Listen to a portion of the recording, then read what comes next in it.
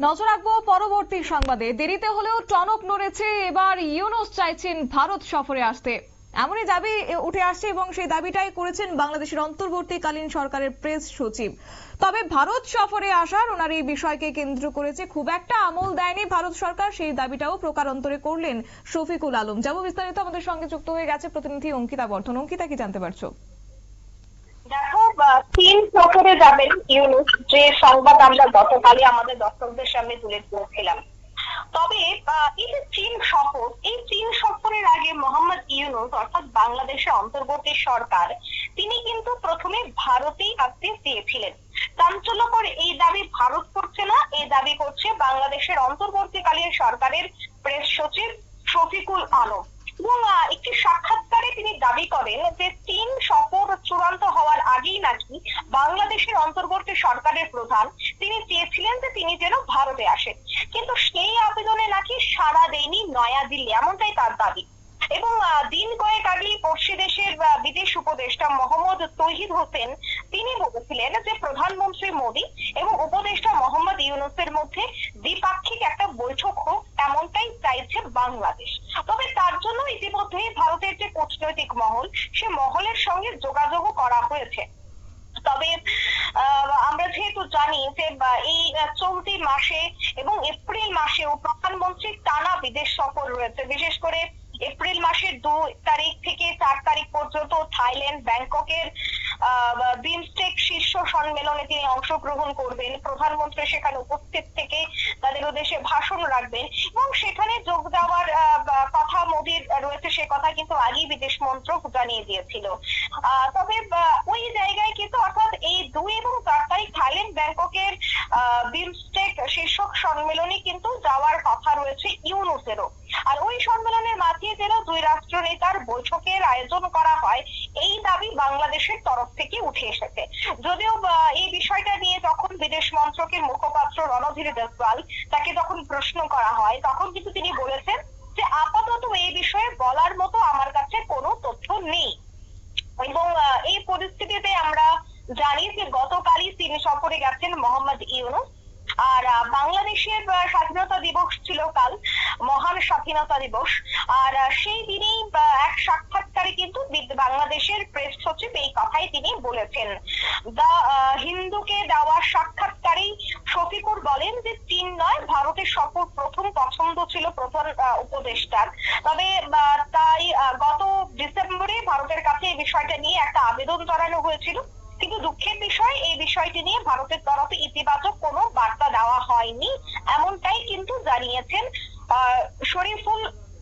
এবং তারা চাইছে যে বাংলার এই যে পরিস্থিতি অর্থাৎ বাংলাদেশের যে পরিস্থিতি, সেই পরিস্থিতির পর এবার মোদী এবং ইউনূসের বৈঠক হওয়া খুব প্রয়োজন, খুব দরকার, এমনটাই কিন্তু মনে করছে। অর্থাৎ যে কথা বাংলাদেশের বেশ কিছু নাগরিকরা বা বাংলাদেশের একটা অংশ বলছিল যে চীন সফরে যাচ্ছে বাংলাদেশ, এখন আর ভারতের প্রয়োজন নেই, চীনের মতো শক্তিশালী দেশের সাথে বাংলাদেশ এখন চুক্তি করবে, চীনের সাথে বৈঠকের পর বাংলাদেশ আরো অনেকটাই উন্নত হবে।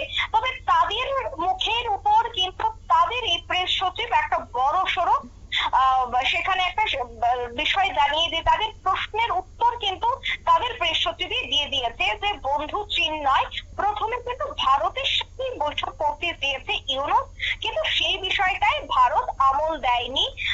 এবং দেখো শতাব্দী, এটা কিন্তু নতুন নয়, এর আগেও যখন বিদেশে একটি বিশেষ সম্মেলনের আয়োজন করা হয়েছিল, তখনও বাংলাদেশ চেয়েছিল যে ইউনূসের সাথে যেন প্রধানমন্ত্রীর একটা বৈঠক হোক, কিন্তু সেই সময় ভারত এই বর্তমান যেভাবে সংখ্যালঘুদের উপর নির্যাতন এবং অত্যাচার হয়েছে বাংলাদেশে এক প্রকার উদ্বেগ, এই পরিস্থিতির মধ্য দিয়ে ভারত কোনোভাবেই চায়নি বাংলাদেশের সাথে বৈঠক করার, কারণ একটা সময় সেখানে দরকার, একটা বিবেচনা এবং কথাবার্তার সেখানে একটা প্রয়োজন ছিল।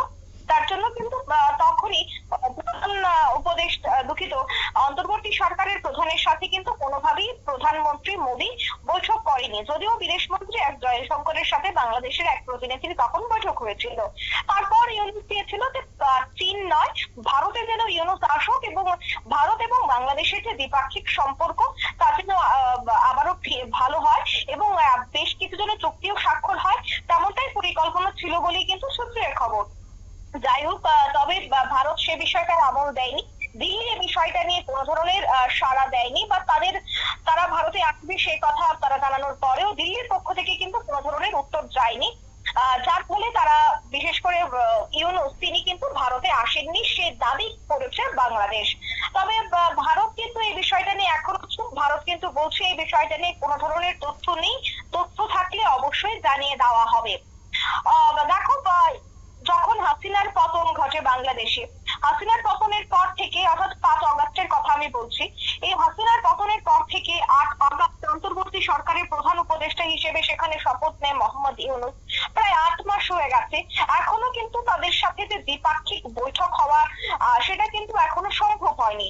গত সেপ্টেম্বর মাসে রাষ্ট্রসংঘের সাধারণ সভায় ভাষণ দিয়েছিলেন মোদী, যেখানে ইউনূস উপস্থিত ছিলেন। তখনই অধিবেশনের ফাঁকে মোদীর সাথে যে বৈঠক করতে তিনি গিয়েছিলেন সেটাও হয়নি। তবে ভারত এবং বাংলাদেশের দ্বিপাক্ষিক সম্পর্ক নিয়ে আলোচনা করতে বিশেষ করে ইচ্ছুক ছিলেন বা আগ্রহ দেখিয়েছিল বাংলাদেশ। কারণ দেখো, বাংলাদেশ জানে যে বাংলাদেশের পার্শ্ববর্তী দেশ হচ্ছে ভারত, এবং ভারত ছাড়া যে বাংলাদেশের চলা রীতিমতো একটা বড় দুঃসহ ব্যাপার, সেটা কিন্তু বাংলাদেশ ভালো মতেই জানে। যদিও তারা মাইকে গলা ফাটিয়ে বহু কথা বলুক না কেন, তারা কিন্তু ঠিক আন্দাজ করতে পারে যে ভারত ছাড়া তাদের কোনো গতি নেই।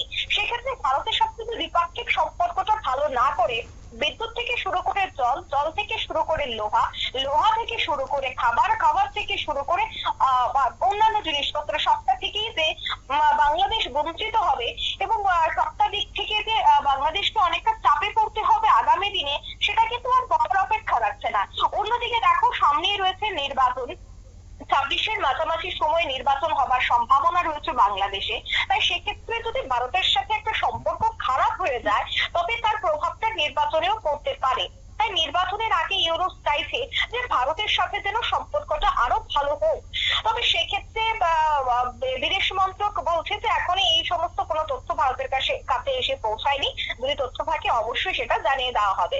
তবে রাজনৈতিক মহল এবং কূটনৈতিক মহল বলছে যে নির্বাচনকে মাথায় রেখেই আবারও যেন বাংলাদেশের সেই সিংহাসনে আসীন হতে পারে ইউনূস, তার জন্যই চীন সফর, অন্যদিকে ভারত সফর করতে চাইছে বাংলাদেশের অন্তর্বর্তী সরকারের প্রধান। কারণ বাংলাদেশে এখনো বহু মানুষ রয়েছে যারা ভারতের উপর নির্ভরশীল বা ভারতকে ভালোবাসে। সেক্ষেত্রে এই বিষয়টা নির্বাচনে অবশ্যই প্রভাব পড়তে পারে, তা কিন্তু অচিরেই বুঝতে পারছে। শতাব্দী, ধন্যবাদ।